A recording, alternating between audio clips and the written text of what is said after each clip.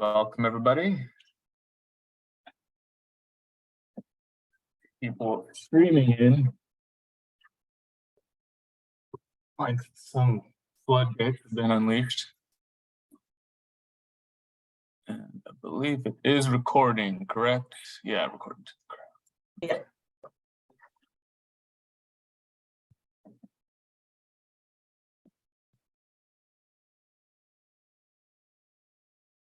All right.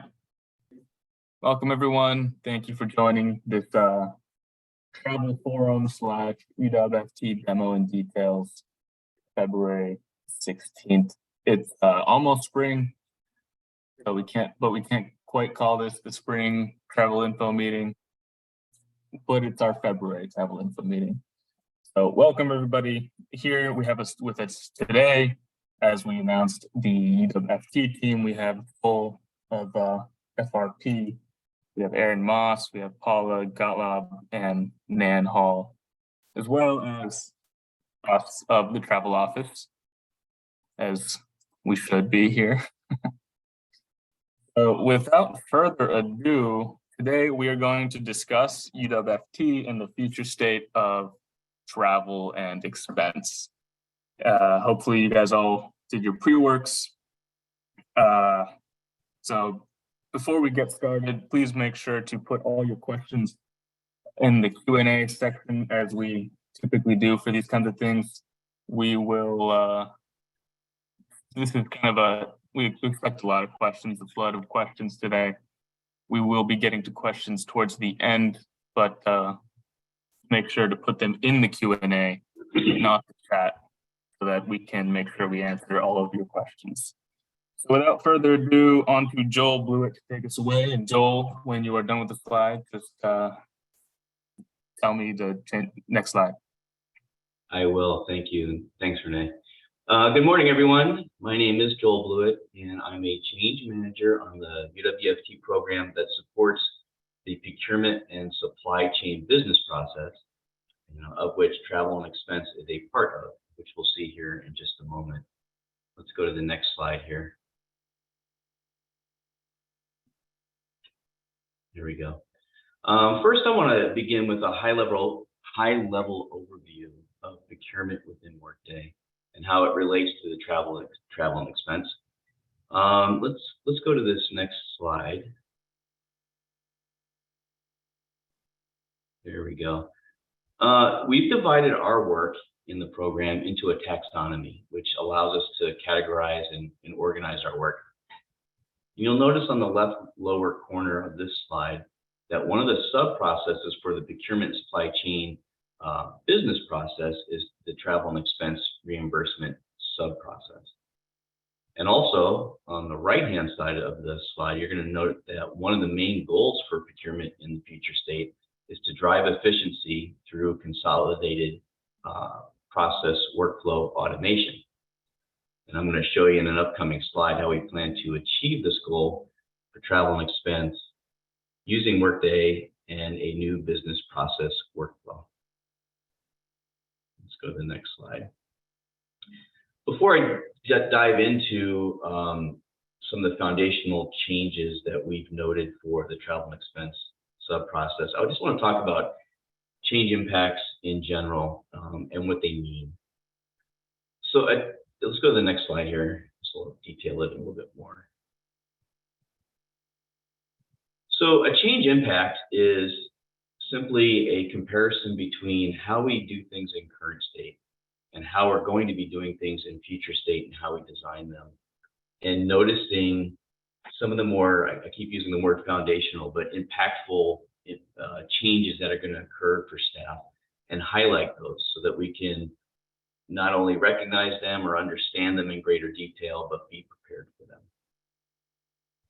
So when I talk about change impacts in these coming slides, that's exactly what we did for all of our business processes and sub-processes to include the travel and expense area. Let's go to the next slide.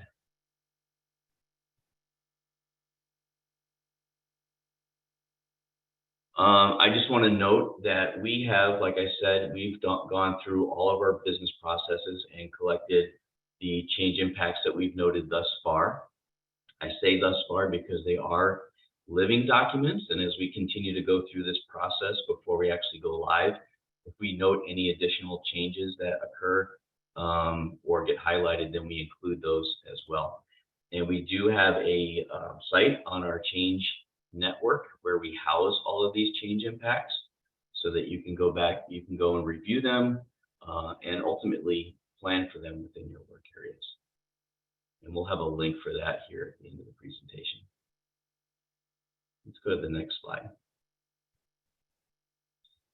So now I want to talk about the actual impacts that we've captured for the travel and expense process in a little bit more detail and mention some of those foundational changes that I've been talking about that are going to occur because of the Workday transformation. Let's go to the next slide. So on this slide, we show a lot of different pieces of information in one place for you. We note that in current state, we have size systems in place to pre-authorize our travel and expenses. We need to collect our paper receipts and scan them in order to upload them into the system and attach them to our reimbursement requests. We're tied to our desktop to create our requests in Ariba. And there happens to be two modules in Ariba for submitting travel. One's for travel and one for non-travel reimbursements. However, we call out in future state, we're going to be able to transact from submission to reimbursement all within one module within Workday, including all the necessary approvals for both travel and non-travel. And with the added bonus of creating encumbrances to our budgets, enabling us to have more accurate reporting and quicker reimbursements. And even more exciting is the Workday mobile app, which is going to enable us to itemize our expenses and capture receipts in real time, make edits and updates in the app as needed, and even sync with the desktop version. And also, since reimbursements are going to be all in one system, auditing is going to be easier, and reimbursements are actually going to be quicker. And all of this relates to our goal of driving efficiency through consolidated process workflow automation. Let's go to the next slide here. So on this slide, we give a little bit more detail about the foundational changes we mentioned on the previous slide. We highlight that Workday enables us to create encumbrance accounting, like I mentioned earlier, for the Academy, allowing us to create our spend authorizations in Workday prior to travel, and ultimately providing quicker reimbursements to our employees. We also see that cash advances will be drawn from the cost center fund and reconciled against the proper fund, for example, a grant fund. In other words, cash advances will be drawn from the cost center and reconciled against the grant if a grant is used for that cash advance. And with our new Workday mobile app and all the benefits it provides, which includes eliminating the need to collect and store paper receipts, scanning them before uploading them into the system, and attaching them to each report. Finally, we talk about payment request approvals and the creation of several new roles that will provide an added level of review for compliance and completeness. Specifically, those new roles are the Shared Environment Requisition Specialist and the Shared Environment Expense Specialist for Academy, and the Expense Specialist and the Purchasing Specialist for UWFT. Now I'm going to turn it over to Teresa, who's going to give us a review of the travel and expense business process itself, the workflow. Teresa? There was a couple more boxes on that slide, Joel. Oh, excuse me. Let's go back there. At the bottom, did you do the bottom? So we talked about the non-employee travel, and how a non-employee is going to be in Workday. We call non-employees non-workers. The non-worker will be a 1099 reportable within Workday and will be a miscellaneous expense within Workday.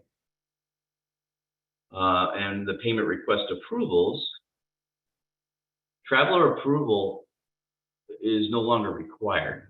We can still have pre-authorization at the unit level, but we don't require it within Workday. Ad hoc approvers are no longer available. And the approval process is automatically routed within Workday. So that's that consolidated automated process we talked about that Workday allows us.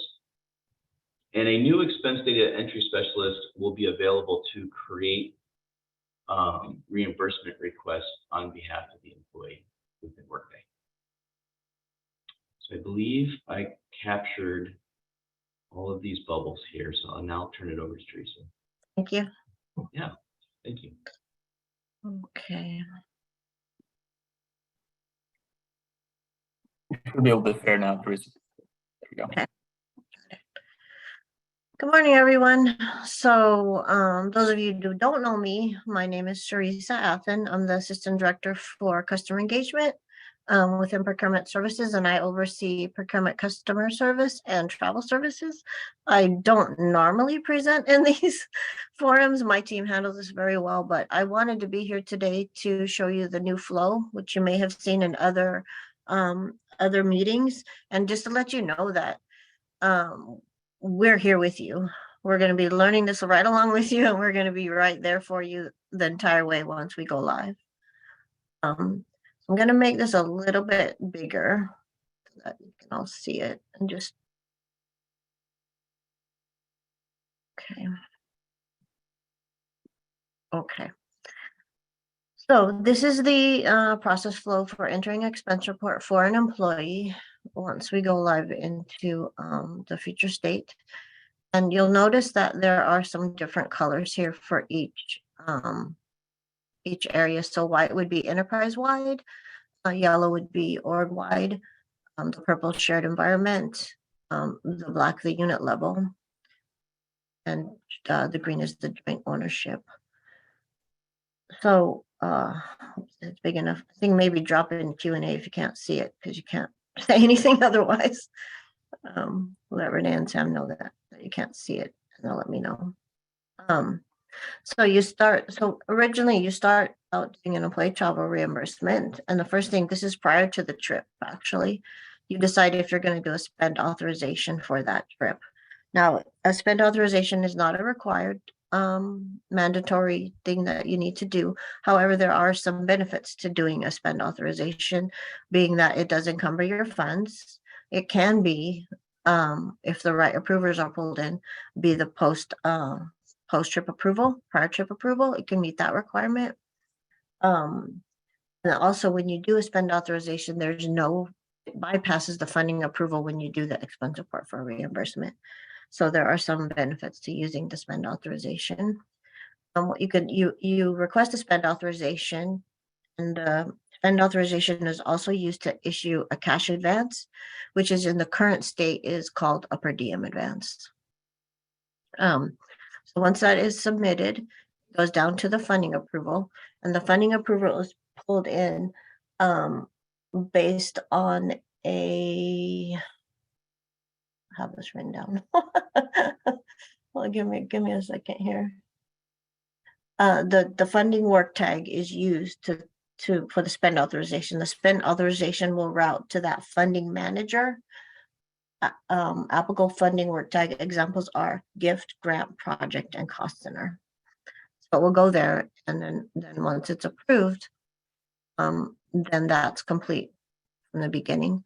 It will go up to once you incur the expense, the traveler goes on his trip, or his or her trip, and then when they come back, then they turn in their receipts, or they go into work themselves and they create an expense report. Now, the creation of an expense report is done by expense data entry specialist if they have to have that role in order to do expense report for someone else. Otherwise, they could go in and just enter the expense report on their behalf of themselves.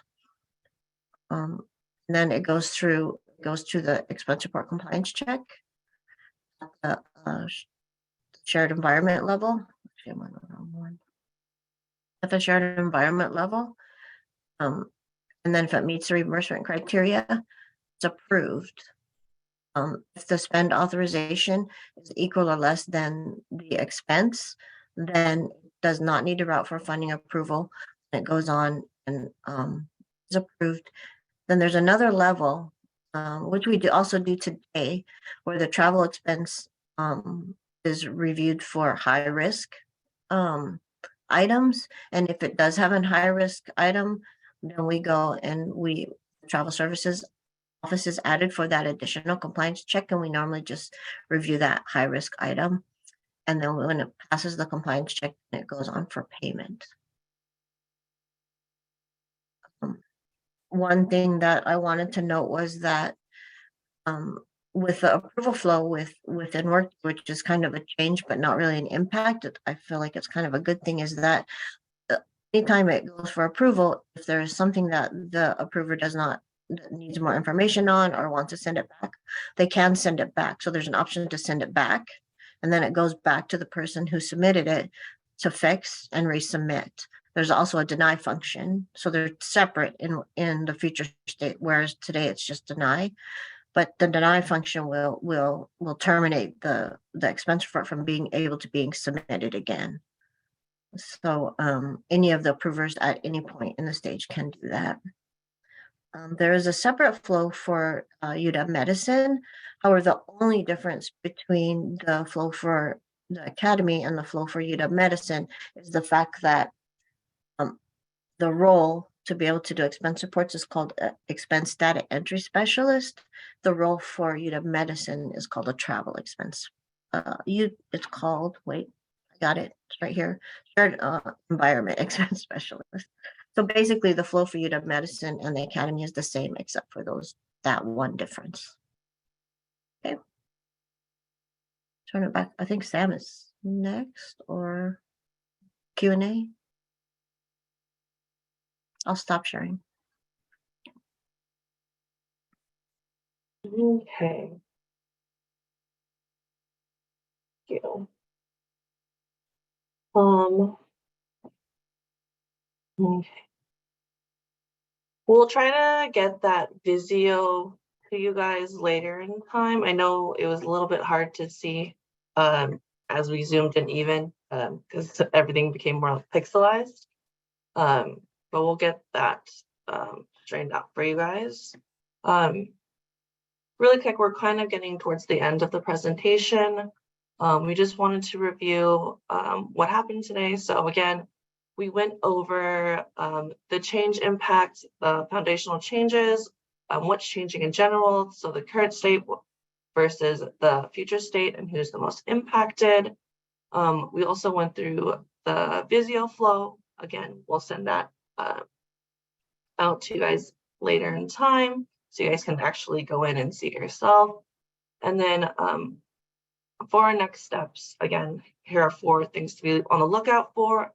We're still discussing cutover communication dates or freeze dates. We'll get that posted to you guys once we figure out with FT. We also have a couple of big events coming up. Again, in March, Train the Trainer is coming. And then in April, we will begin user acceptance testing as well as end user training.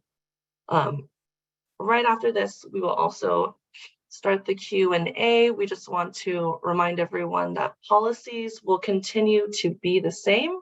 There's no change in the policies, just the process to input them into Workday will be a little different, as you can tell. We also want to remind everyone that depending how many questions we get, all unanswered ones will be again, put on an Excel sheet, and we'll send that out to you guys once we get all those questions answered. Again, we're going to work with the FT team on that. We will also be posting our slide deck as well as our video after the meeting within a day or 2. So just be on the lookout for that through our listserv. So don't forget to sign up for that. Yeah, I guess we can start the Q&A.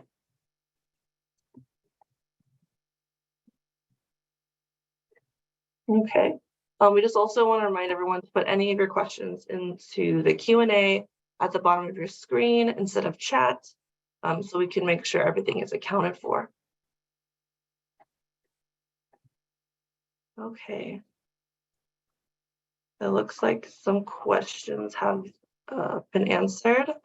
Tanisha asks, will reimbursements have their own tab similar to worker history? If I'm not sure on our part, if maybe Aaron could jump in on that. I'm not quite sure what is meant by a tab similar to worker history.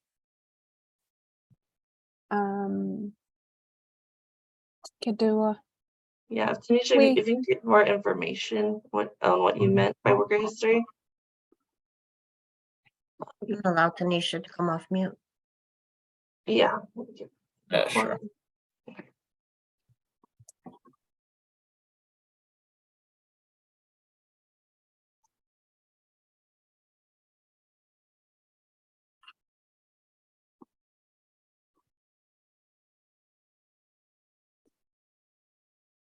Okay, go ahead, Tanisha. Oh, I was just wondering, so like when I want to look at a transaction for somebody or an employee wants to look at their own thing for like payroll or absence requests, they can go to their worker history in Workday and they can see what's going on and where a process is. So I'm wondering if that will be similar for reimbursements. They could go back and see where something's routing, or if I want to know if a reimbursement's been done. Yeah. I think Workday has been recently updated. They used to be called worklets, but now Workday is calling them apps. But yes, there is going to be an expense kind of app or area you can click on to see all things related to your expense reports, the status of spend authorizations, the status of expense reports. You'll be able to dig in and find a specific expense report if you want to. And also there's kind of a running list of your most recent expense reports and the status of those most recent ones. As an HCM2, I can look at other things. So like, will I be able to look at others? Like, I want to see what's going on with the faculty. Did they get their stuff submitted? I can see what they've been doing. That would be available in other types of expense reports. The expense report that's on your own personal profile is more related to your expense reports, but there will be reporting available for those who manage expense reports for others to be able to see on a more kind of grander scale for those folks in your department. Okay, thank you.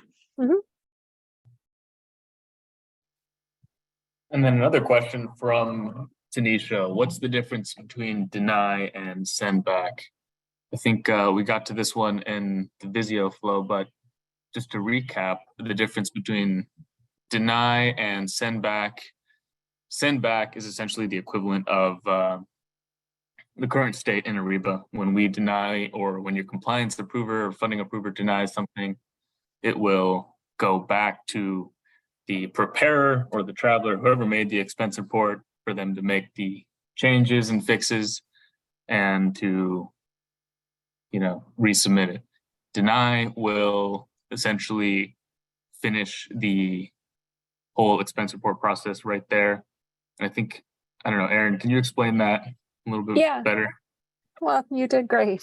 The deny part, at But least. yeah, that when an approver denies an expense report that comes across their area to approve, what that does, I mean, for lack of a more graceful term, it kind of kills that expense report, so that if the expense report is denied and the employee or the person who submitted it realizes that they need to make a correction, they would have to create an entirely new expense report. Whereas if an expense report is sent, when the approver uses the send back functionality, that would actually send the expense report back to that employee or person who submitted it, to allow them the opportunity to edit and then resubmit. Thank you, Aaron. Okay, so Angie asks, I love the idea of my travelers entering receipts and info while they are traveling, but will I be able to make edits after they return from their trip? That seems like an inevitable need. As long as you have that security role, I believe it was what was it? The expense specialist. Expense data entry specialist role, you should be able to edit the expense report as you go. And just to chime in, I think the employee can also do the edits on their mobile. And then when a report is submitted using the mobile app, users are definitely able to edit those reports on the PC. So it all feeds into one Workday system. Okay. Follow-up question from Angie. How have remote locations been considered with the mobile app? I'm assuming travelers can just wait until they have access, correct? I believe correct, but Aaron, if you have anything else on that? I don't have anything else to add on that. Yeah. Thank you, Angie and Aaron. Okay.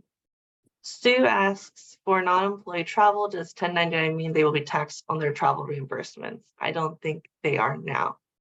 Yes. So all non-UW, they're obviously not going to be an employee through Workday. They will be going through a different module and will be 1099 reported.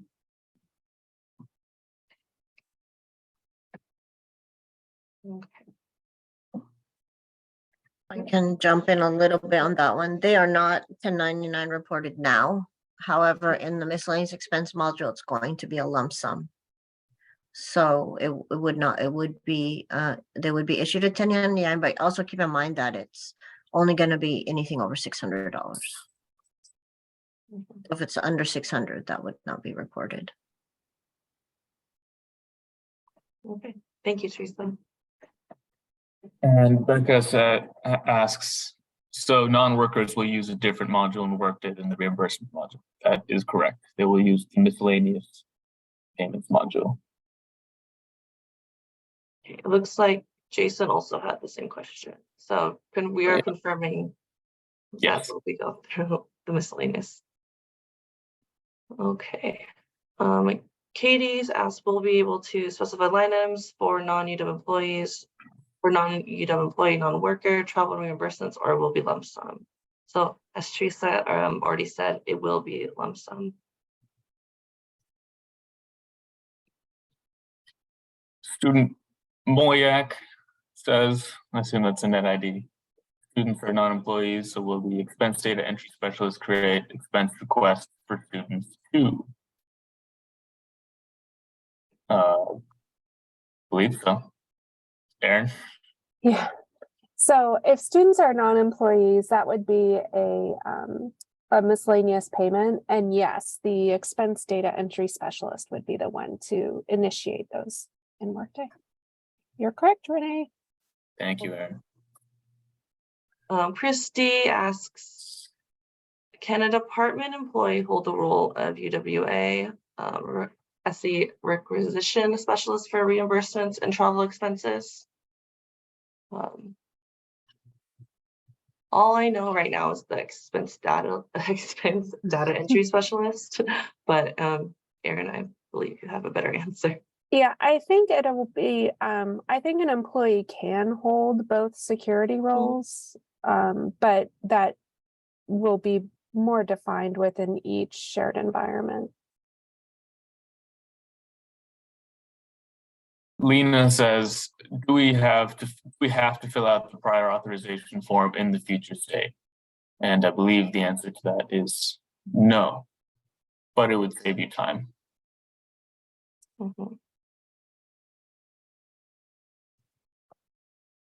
Chimmy asks, the person who entered the spend authorization has to be the same person who entered the post-travel expense report.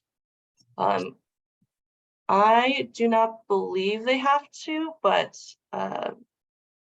is it this, Aaron, is it the same way we kind of do it right now? Like where if the preparer or initiator is the one who started the spend authorization has to be the same person? I don't know that they actually have to be the same person. The payee would need to be the same. Okay. So if someone enters a spend authorization on behalf of an employee, but the employee initiates their own expense report, then yeah, those two would be linked because they're the same. Same person. Yeah. Okay. Okay. I see a follow-up to the previous question from Christine James, so I'll address that before we move on. Christine asks, but isn't prior approval a state requirement for travel? So why don't we have to fill out our prior approval? Just to elaborate on that, we do still require prior approval, and a spend authorization will function as a prior approval, but you do not have to use the spend authorization to get your prior approval. You may still use your department's forms or whatever other method you would prefer. It's just not required that you use it, but it would save you time.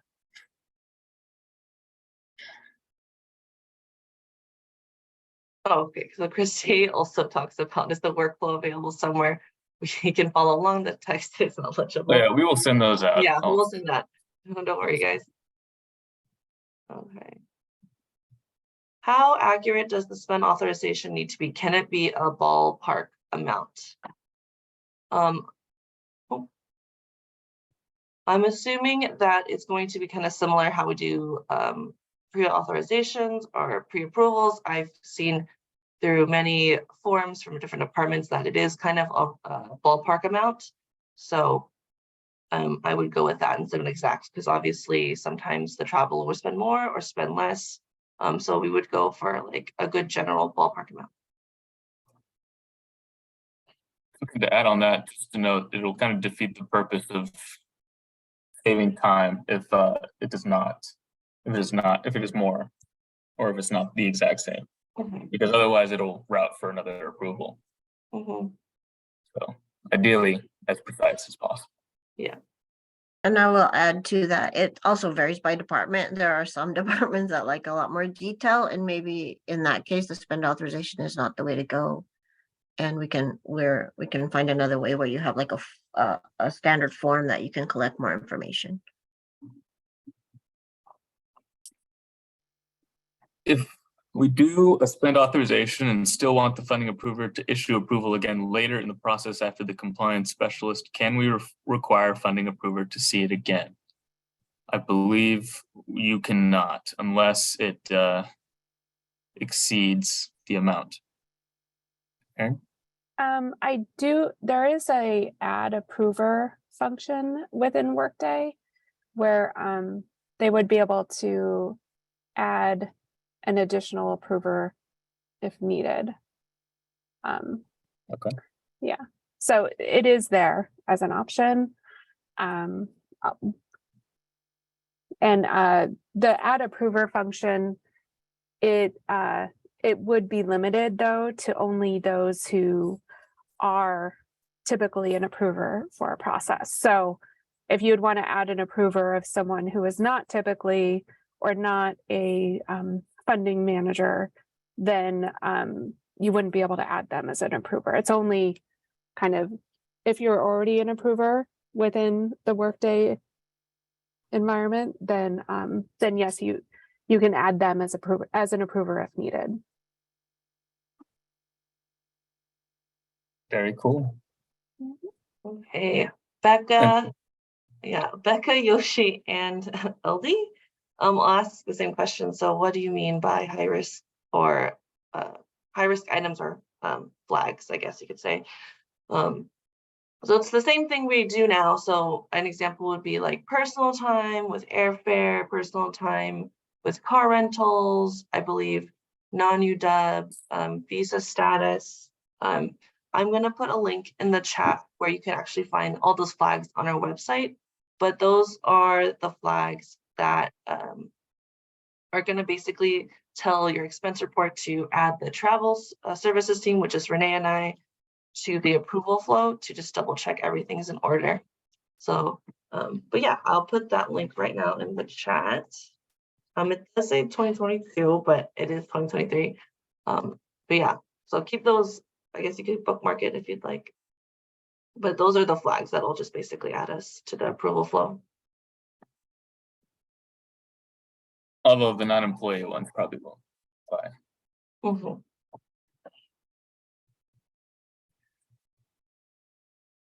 I believe this is a duplicate question.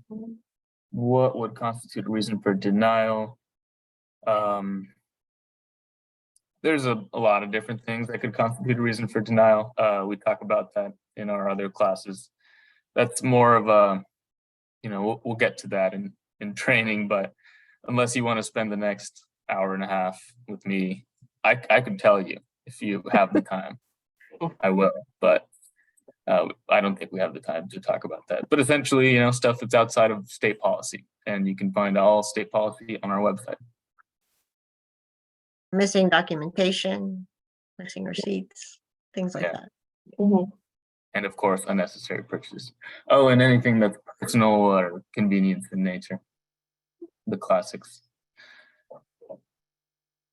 Okay, Frank asks, how will CTA be done where travelers book flights via a UW travel agency and it's charged to a CTA card versus the traveler having to pay for it? I believe if you've been in the CTA sessions or card services sessions, it's actually going to pull an expense report from the CTA transaction. And then you guys can kind of do the same process, adding receipts and documentation as well. But correct me if I'm wrong, Erin. No, you're absolutely right. Okay. Mary Martha McNally asks, do staff have to use the mobile app to submit all receipts, or can they use the computer in their offices as well?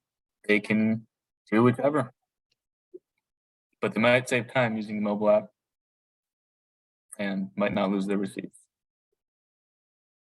Okay, Helen asks, will there be still the items, category list still listed in the new system? I'm assuming you meant line items. They will still be there. Maybe there'll be a little bit of adjustments, but they'll still be there. I promise you. Timmy has a good question. There's no copy function on Workday, correct? I wish there were. It is a time saver function for fiscal staff. Will it be added in future? Not sure if I know the answer to that one. I'm not sure what is meant by copy function. So right now, when they go into Ariba on an expense report, there's a button up the top that says copy. And if they click on it, it'll just make a duplicate expense report that's the same. Pramla has something to add. I think, Aaron, this is taking your copy of your expense report and creating another one. Mm-hmm. Copy function where you keep your work tag in the future state will be all tied in so they don't have to remember to put all of the other details. I think we can do that, right? Yep. Workday does have a function. It's called create expense report from existing. So someone does add, Christy Young adds helpful for advances. Will the spend authorization also be able to do a copy function? Not For sure cash about that. advance? Yeah, so Christy Young adds that the copy function is helpful for advances. So maybe their Yeah. issue. What I've seen in Workday, that create from existing is limited just to the expense report, not a spend authorization. Okay. Talking about copying, is it just going to copy just the information? Like some people copy because like the check didn't come through or such like that. It'll just copy the information and the initiator or the employee themselves have to like attach their documents again, which you would say? Yeah, I mean, if a user is submitting an expense report for the exact same expenses that have been claimed on a previous report, Mhm. Workday would recognize that as a duplicate expense report. Okay. So, yeah. But when you do copy, or when you do use an existing expense report to create a new one, it does copy over all of the line detail as well as the header detail. So there will, when you copy it, there will definitely need to be some, users will need to make updates to the expense items. Okay, thank you. Okay, Julie asks, when will we see a full end-to-end demo in Workday? We won't see it today right now, but again, in our post-meeting email, we will definitely include the demo that Erin created or the video that Aaron created on there. So just be on the lookout for that. But right now, unfortunately, we cannot see a full end-to-end demo. There'll be a lot of questions and everyone wants to try every single line item to see what it's through. So, but soon enough, once Renee and I become your experts, we'll definitely show you guys through training. The user acceptance testing though, right? That's what it's called. Mhm. That will be very soon. Christine says, will we be able to process employees and non-UW travelers travel as the environment expense specialist? I believe so. Yes. Yes, for academy, yes. For medicine, though, the security role that will be able to create that miscellaneous payment task for non-employees, that would be the requisition requester that would be able to initiate those for medicine. Okay, Katie asks, will there be published guidance for travelers on submitting their own receipts? I work with many travelers who are used to sending all of their receipts to me to process and submit. For context, this is UWM, and I often have to travel that is approved to budgets outside of my direct department. Yes, so when they choose a line item, Renee and I and the team worked on like a guidance when you click the line item. So there'll be compliance there and basically policy there for you guys or for the employee itself to make sure they're doing the right thing. They also have our website, which they can use. Mhm. Ellie asks, how will we be alerted to the trainings? I believe, I don't know, how are you guys gonna do it? Email? I think we should ask OC and Tim. Yeah. Hi, this is Jason from OCM. The answer is carrier pigeon, so please stand by. No, to actually give you a serious response. Training is going to be conducted using or via the Bridge LMS, and Bridge is very conveniently lets us email learners about the trainings that they need. And that is true across the board, no matter what type of training, be it an e-learning or a job aid or a nano learning or a live instructor-led class. You'll get notified that you need to take a training. And for those classes that you might have to sign up for, you'll be able to log into Bridge just using your net ID and sign up with them. It's a UW sponsored software, not sponsored, licensed, UW licensed software. There we go. And yeah, Samantha's dropped the link to Bridge right in the chat. There you go. Used pretty widely. So there you go. Very cool. I still like the carrier pigeon idea though. So I got overruled on that one. And you guys thought about smoke signals? I think that's possible. I thought about it, but just not so environmentally friendly. That's the trouble, right? True. Oh, does drone. That's a good one. Be modern. Anyway, thank you, Jason. Cindy asks, what will be limited during these freeze dates? So speaking of just travel, during the freeze dates, you will not be able to submit anything travel. Ariba will be essentially read only.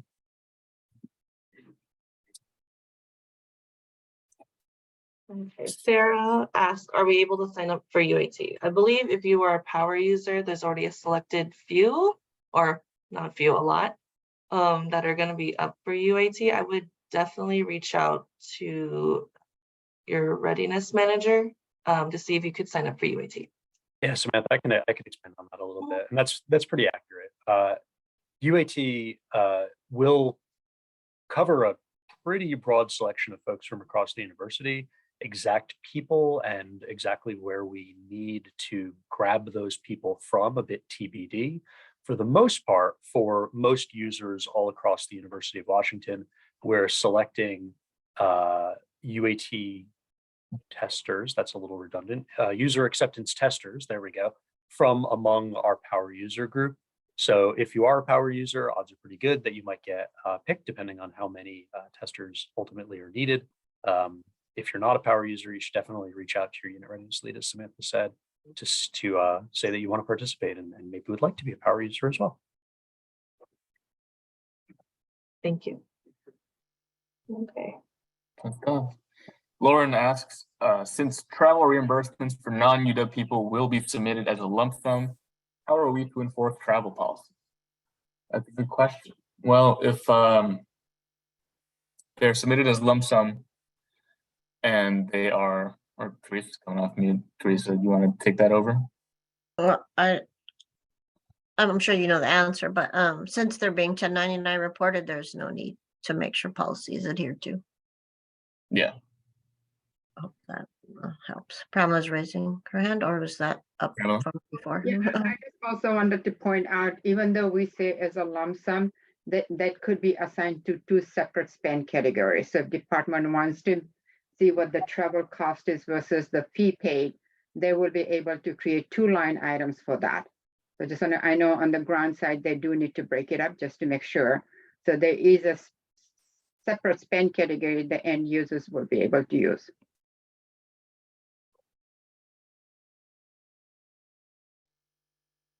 Thank you very much, Pramela. I hope that answers your question, Lauren. Okay.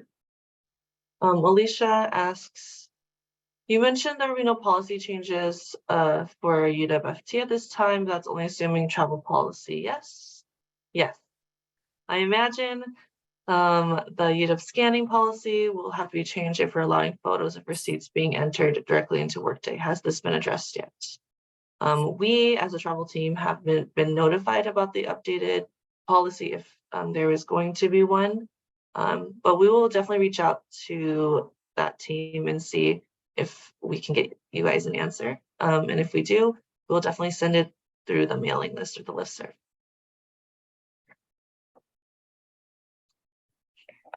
James Fesselbaum asks, will there be any ability for ad hoc approver, like adding a provost approver when a dean travels? I think we kind of touched on this topic a little earlier, and Aaron brought up that you can add approvers, but you can only add approvers that would normally be pulled in as approvers based on the cost center. So beyond that.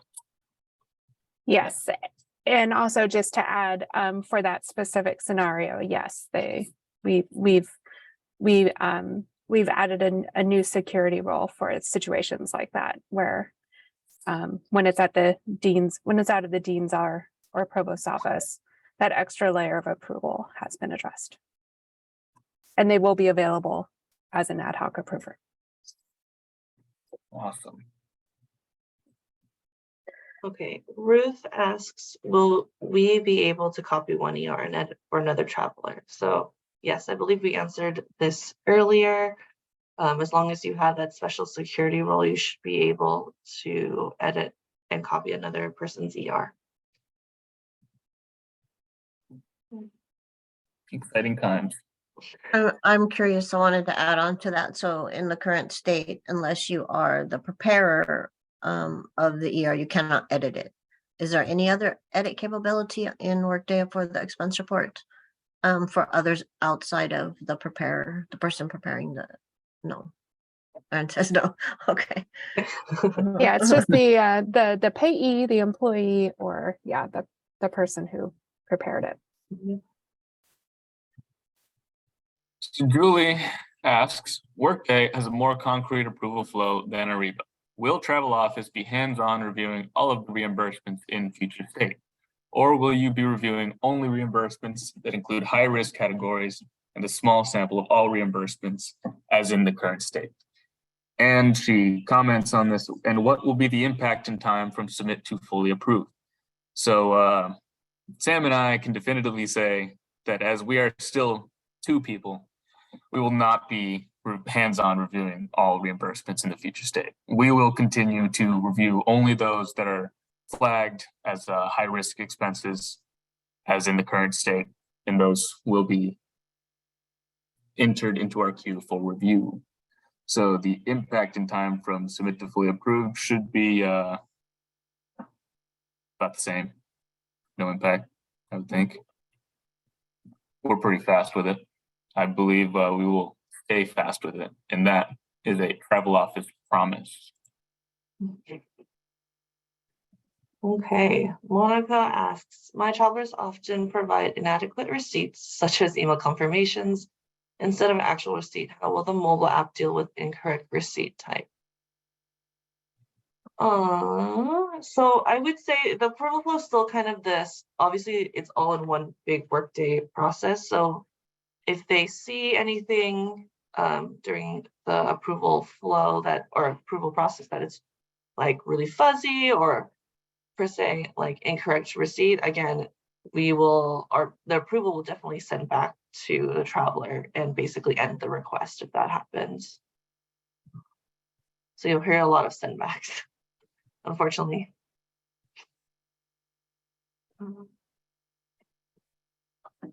Okay.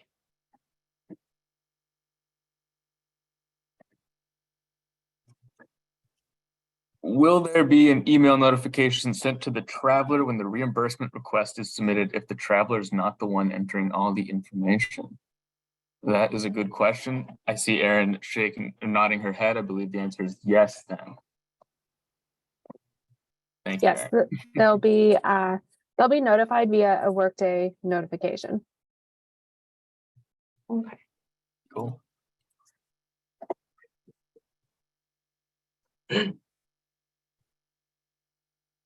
Eric asks, is pre-trip funding approver same as post-trip funding approver? Is the pre-trip funding approver supposed to be used in lieu of departmental pre-authorizations? Those are often different levels of personnel and security roles.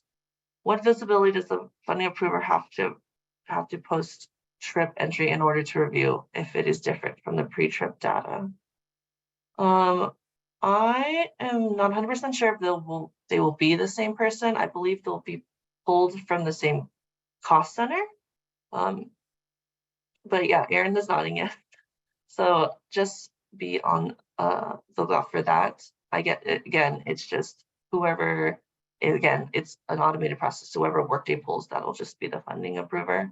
So there will be a difference sometimes if there's a lot or none.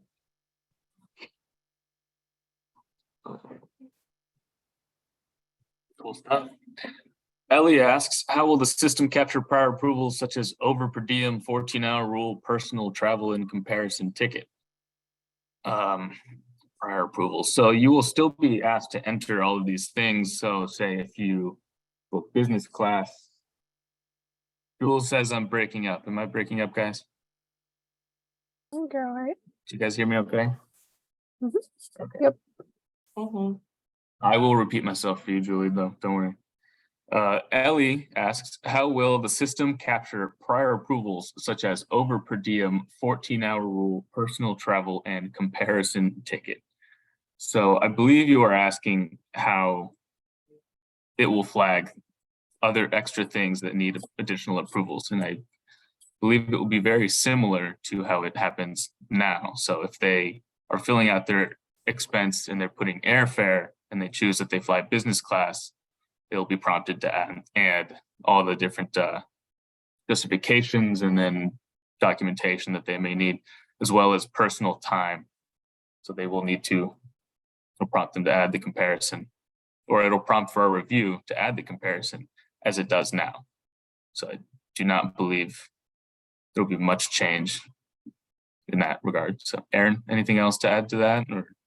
Yeah, there's definitely no change in the documentation that would be required in these scenarios.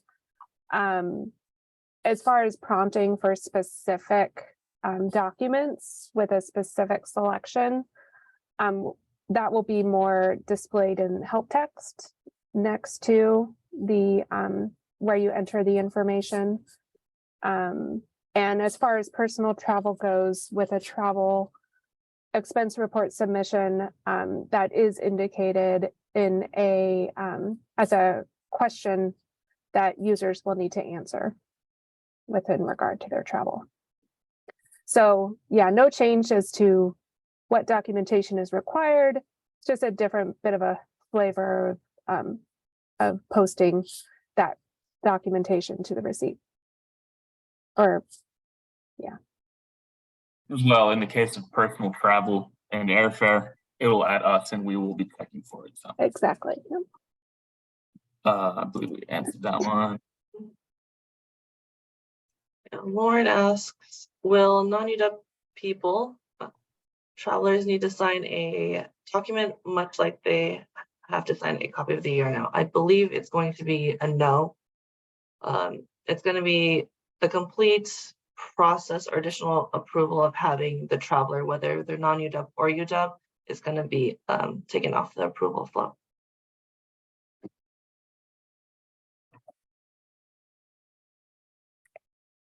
Mark asks, if an expense report is denied, can I use it later to copy as a template for a new submission? To be honest, I don't know why you'd want to use a denied expense report as a template, but you could, right? If it's, or maybe he means if it's ended. It's like killed per se. Yeah. Did you copy it killed? We'll have to double check if a canceled expense report can be used as a function of using that to create a new one. We'll have to get back on that. Thank you, Aaron. John asks basically, someone mentioned high-risk items, so they want us to review what the high-risk items, the other high-risk items are. Let me just pull that up real quick. I'll just go over it real fast. There we go. Thank you, Renee. You're welcome. So again, you can see the review flags we do right now for Ariba on the screen. The only thing different in Workday, like Renee said, it's going to be the non-UW or the non-US is going to be not on there. So everything else is applicable to an additional approval from the Travel Services Office. So again, meal pay for others, over $75, non-sole driver. If you do any sort of change fee for airfare, first or business class, any per diem advances, living allowances, or non-incidental supplies. And then we reserve the right to perform random reviews whenever we feel like it. We conduct a risk analysis.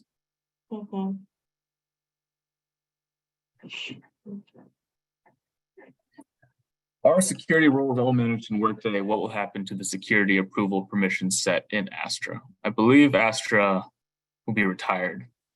And no. Astra is used for a bunch of security roles outside of just our core financial systems. So we use Astra for, I mean, almost any security role at the University of Washington that's not, or that's broader than a specific unit. So Astra will remain.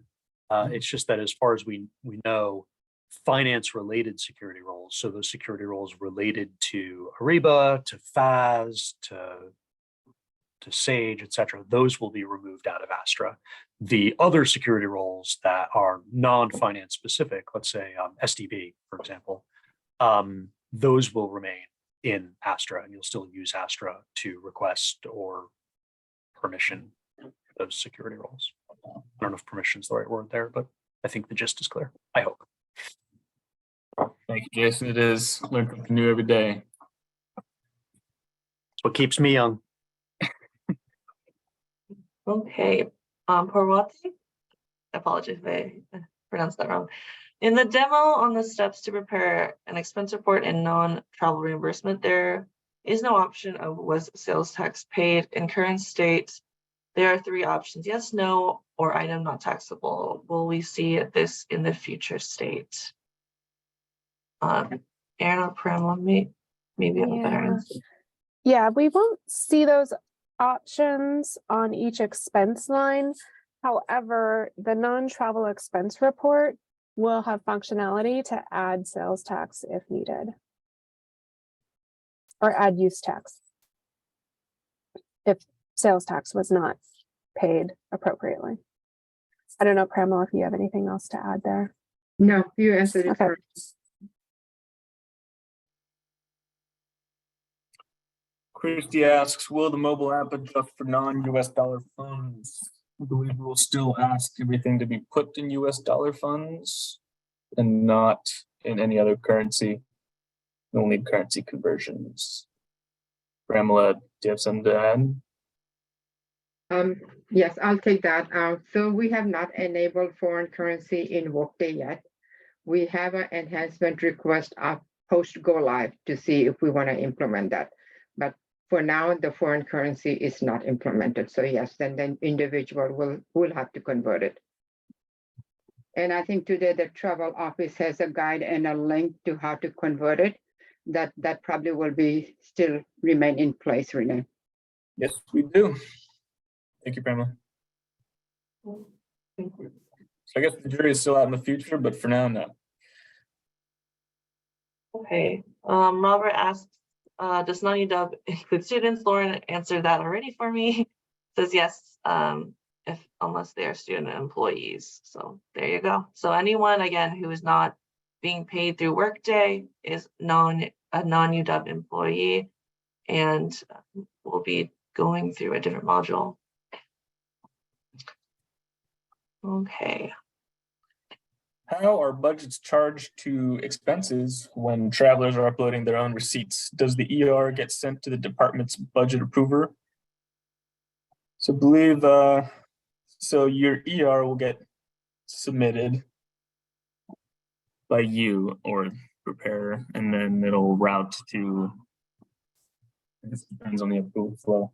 I see Pramela's coming off mute. Pramela, you want to take it? Yes, so in future state, instead of calling it a budget approver, it's called a funding approver. So whatever funding being used, it will route to the appropriate manager. If it's a cost center fund, which is today your DOF and GOV state funding, it will go to the cost center. If it's a grant funding, it will go to the grant manager. Awesome. Thank you, Pramela. Angie asks, does the 1099 include foreign travelers not traveling to the US, for example, the Gambia to Mali? I believe so. So again, anyone who's not on UW payroll is non-UW and will be 1099 reported. So can I chime in on this one too? Yeah, So just want to make sure that domestic payees will be receiving 1099, foreign folks will be receiving 1042s, and there is a process for them too. Thank you. Michael Munns asks, what is the justification for the 1099? My understanding is that it's a reimbursement for costs incurred rather than income. It looks like he's got 5 likes in this question. So Workday, the Workday expense module cannot handle non-employees. As right now in Ariba, you just type in a name for non-employees and type in a check address and it does that. But Workday, we're trying to streamline things, and so there is it does not have the capability to do it in that way. So therefore, we're pushing it to miscellaneous payments.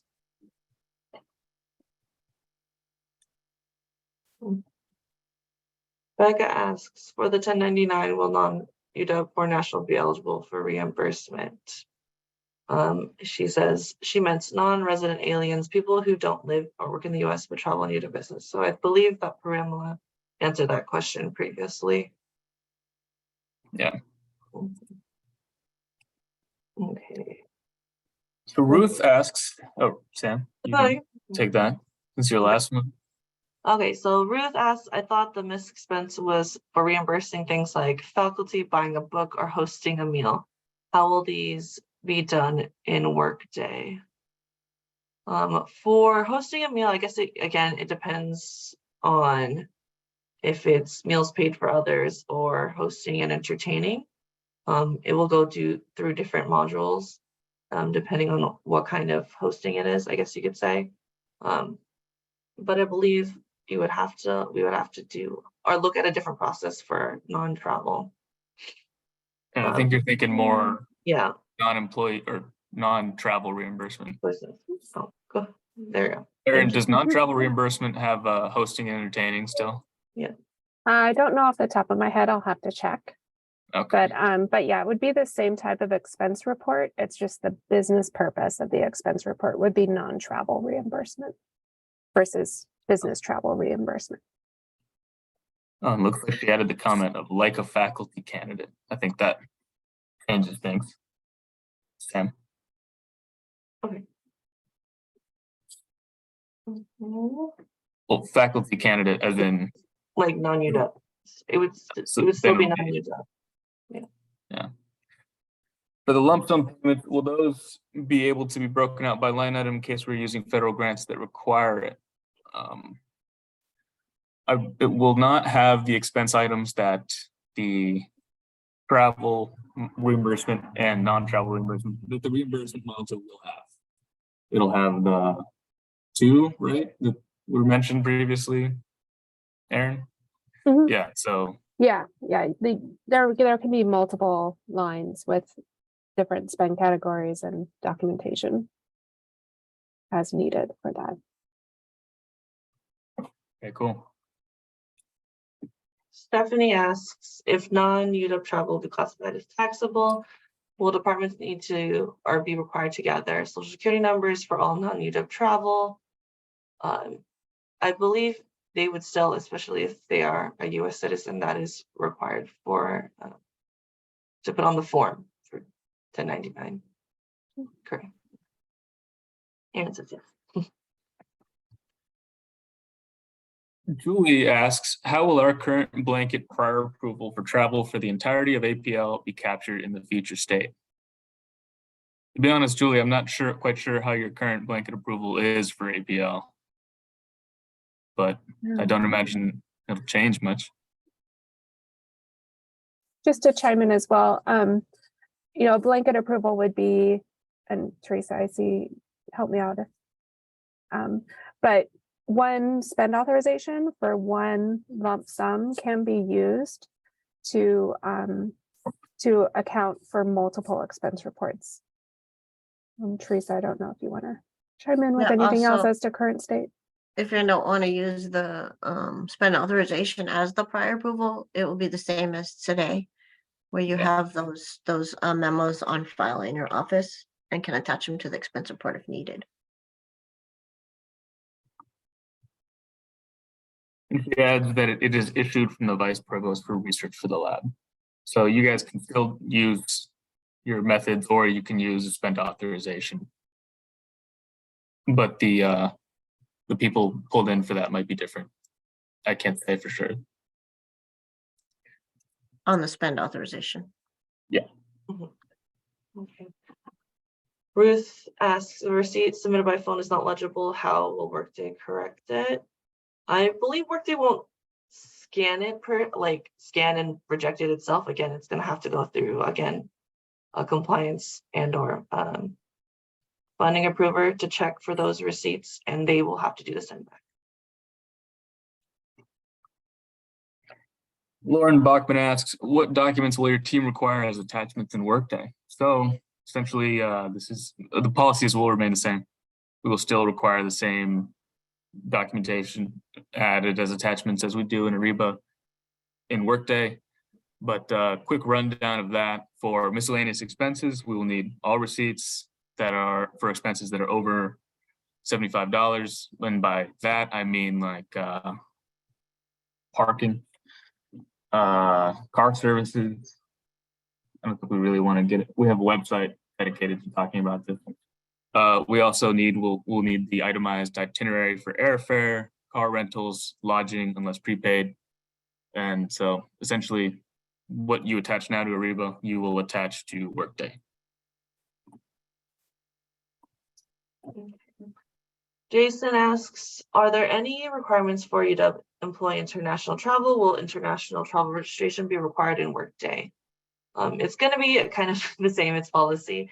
Again, if you're a student, registration is required, but if you are a UW employee, it is optional.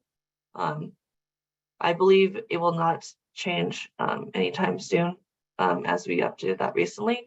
So just be on the lookout for that. But again, it is not going to be required for UW employees. Heather asks, what about foreign non-UW travel reimbursement from the 1099? So I think Bridget has a very similar question to this one, so this will get super. As Pramla mentioned earlier, they will be issued at 1042. 1042. So in miscellaneous payment, there is a questionnaire that's being asked if it's a foreign national or domestic. And based on that, that's how you will determine what kind of tax information you need to provide. So there will be guidance on what documents that needs to be provided for 1099 or for foreign nationals for 1042 as reporting. Cool. Thank you, Pamela. Christy asks, the added approver must be in the same cost center. I believe that is a no. It is not. So yeah, I guess it is not. That is the answer.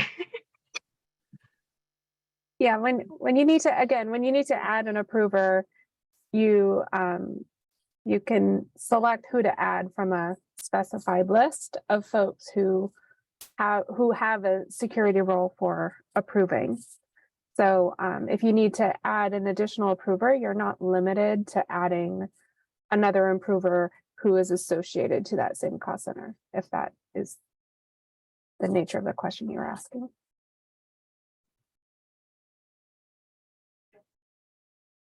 Yeah, thank you.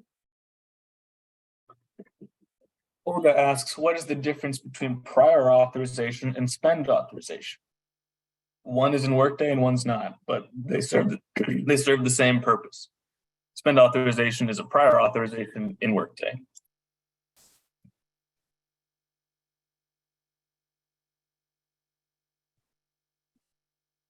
Sam, you're muted. Yep. I saw that. Jason asked, do you mean add travel services to miscellaneous travel if they're high-risk items? What happens if we forgot? I believe we're not going to be added to the flow for that. It's just going to, again, because it's going to be taxed, there's not really, it's kind of, you could say, it's up to the department and the traveler to make sure they add the compliance, the receipts for compliance.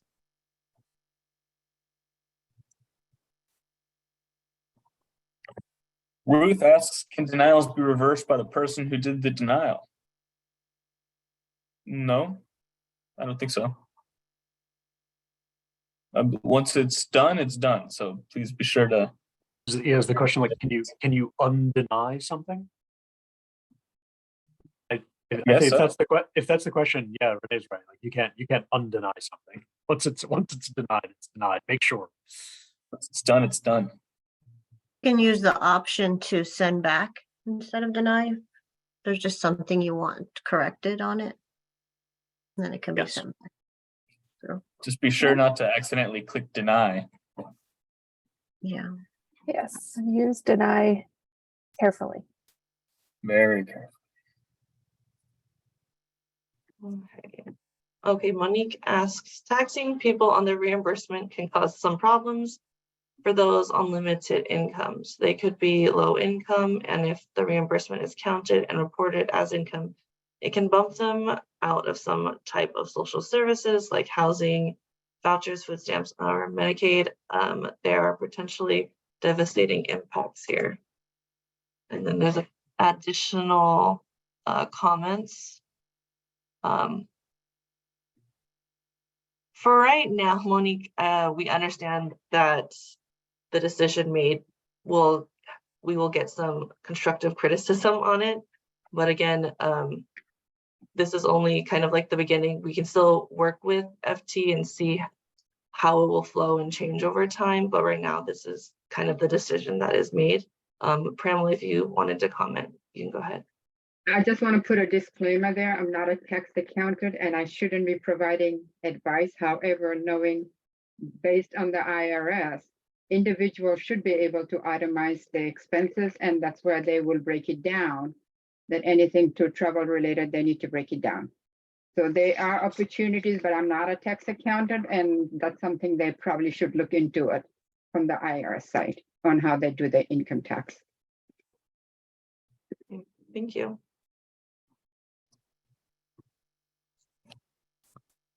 Cindy asks, what sessions are available to learn more about the CTA creating an expense report?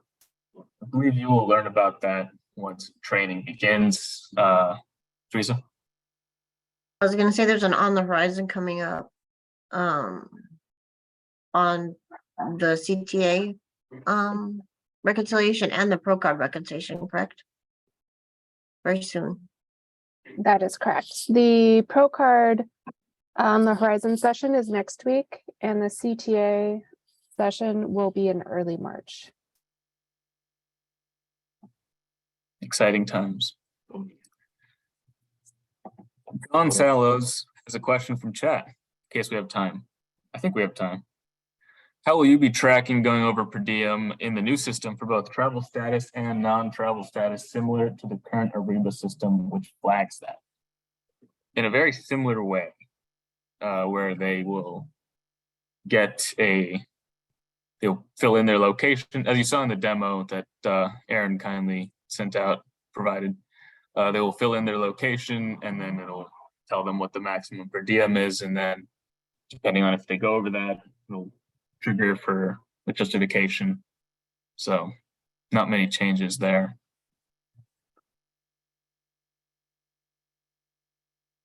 Okay, Ruth comments, copy function is great for more than one person goes, when the same person, for more than one person that goes to the same meeting. And then all kind of comes off of that. Will create from existing be only available for the same traveler, or will we be able to create another request for another person? Do you happen to know that, Aaron? I'm assuming it's Yeah. not going to be for the same person. Can you change the name? No, because it is an employee, a self function.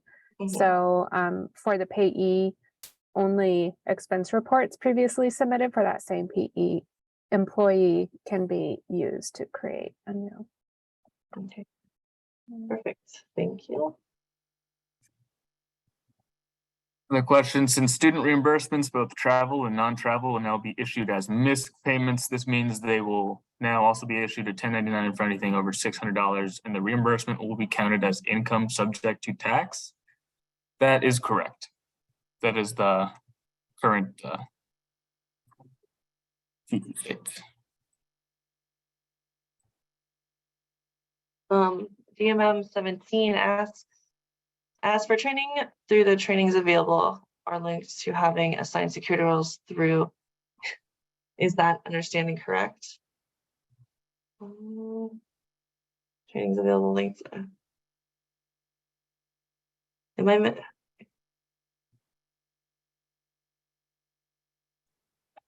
I misunderstanding? Let me see.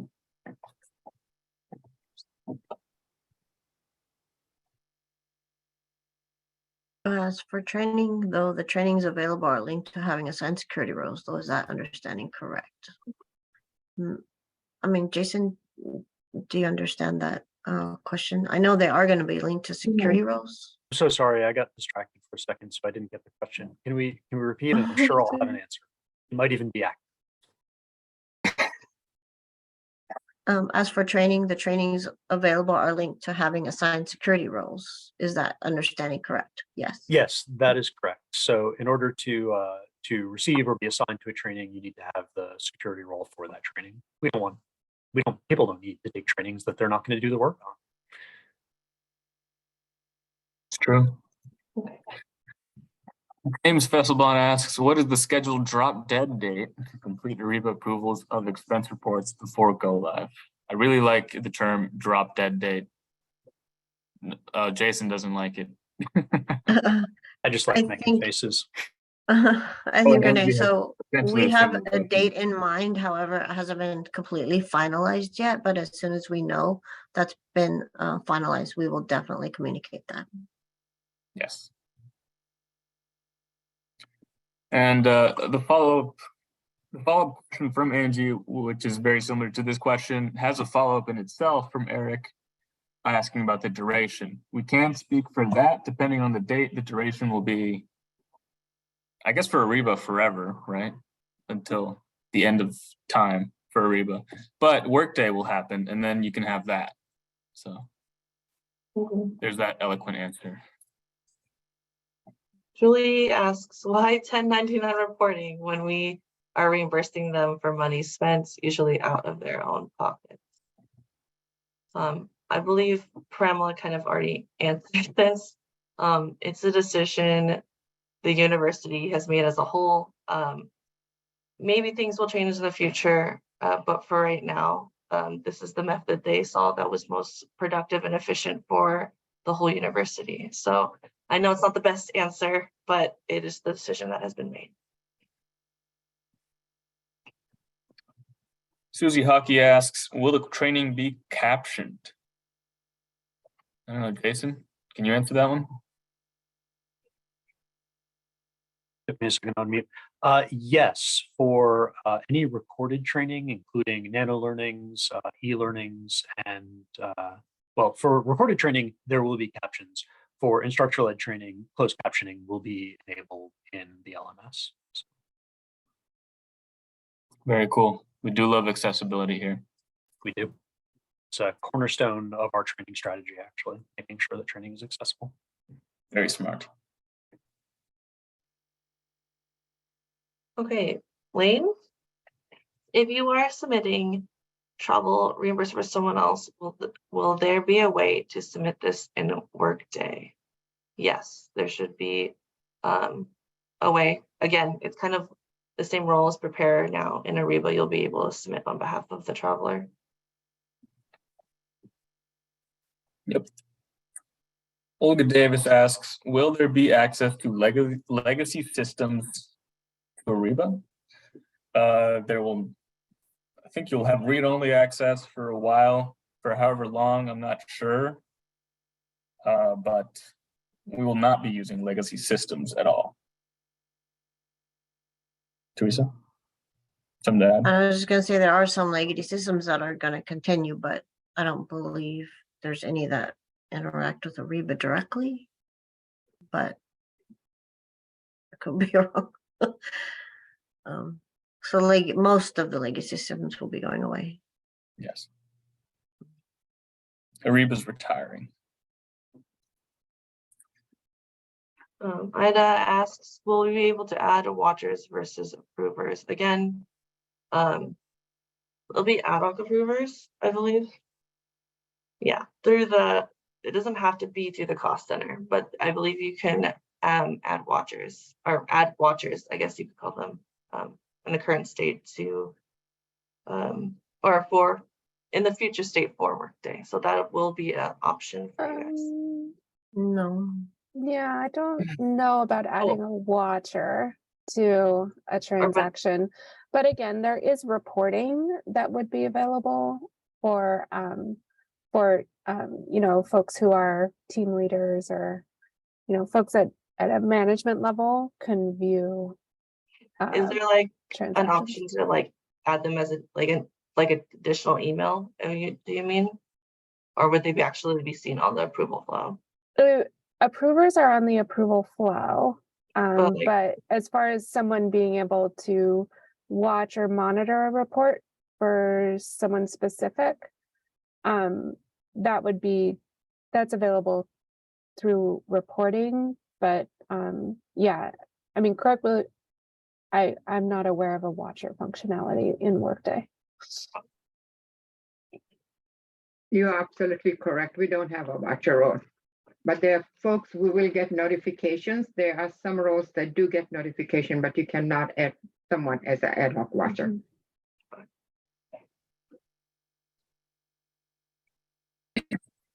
John Salos asks, someone asked in chat, but he's also curious. Can there be red flags on John's end for common compliance like Fly America Act or a hotel too far from the place of UW business? The short answer, no. That is something that I believe you will need to track with the hand in hand with the traveler to make sure that they choose airfare that is Fly America compliant and to make sure that they choose. Well, for the hotel thing, they don't need to stay close to the UW business. They just need to stay within per diem. So yeah, to answer your question, no. Okay. Ellie asks, how will foreign currency conversions be handled? It's kind of like the same way we do right now. So you would either There's 3 options, I believe, for currency conversion. Usually you could go to one of those websites like Awanda and just convert it, either from the first day of the trip or last day, a currency conversion on the receipt, or I believe a credit card statement showing what they were charged. Yep. No diff. So these next 2 questions are pretty much the same, so we'll get to both of them. I have a question for either Buzzy or Zeke. You guys are asking about grant policies like Fly America Act. What about them? Do you mean in regards to non-employee travel or just in general with employee travel? You can say in the chat if you're still here. It will be handled the same as it is today. The system cannot determine if it's met the Fly America Act. So it will basically be. Alicia says that she thinks it's for non-UW travelers. I think either way, Pramla has an answer. Pramla, go ahead. So one role that we have not talked about here is there's a new security role, shared environment expense specialist. Firstly, when it comes to employee travel, they are going to be in this role similar to what you have in your compliance approval. Teresa, hold me truth here. These are the folks that will be reviewing all travel and expenses for their shared environment cost center, wherever they are, will be in their role. So they're going to be the first point to review to make sure that they're in compliant and the travel and expense report is complete. Correct. So kind of the same as it is today. Yeah. When it comes to the Fly America Act. System. Thank you both. Buzzy asks, how will you verify comparison fares are applied to non-UW travelers? Again, Renee and I won't be in that approval flow. It is up to the department and their own approvers to double check if all the compliance is in file. So However, again, I'm sorry, Sam. no, go ahead. If it's a non-UW traveler, they're going to be in the miscellaneous expense module, and because it's being 1099 reported, there would be no need for the comparison. Heidi Dan asks, is there a grid available showing all the roles and their associated functions access in Workday for this process? She comments, also to include configuration limitations if there are any, example, cannot be both A and B role on the same budget, etc. Jason or Aaron, feel free to chime in on that one. I should ask Jason to. Did you raised your hand and came off mute just to volunteer me? Wow. It's been there for a while. Sorry, I'll put it down. No, that's a power move, Pramila. That's really good right there. So right now we do have, and I'll give you a second to dig out the link. We do have a security role guide that's open to anybody. It's on our Change Network, and you can look at that to see the tasks and security roles that are capable of accomplishing that task. I have to admit, in the order of the question, it might not be the easiest to read. In other words, it's not necessarily the easiest thing to say, okay, so I have this tight business process, travel reimbursement, and I want to see all of the security roles that are involved in travel reimbursement. That might be not the easiest thing to tease out of the Excel file, and that's just because we didn't construct it with that in mind, but you definitely can have that knowledge. Outside of that, I don't really know. Yeah, I don't really think I have a good way to direct you. I think that's probably the best resource. Let me dig out those links. I'll drop them in chat in just a second.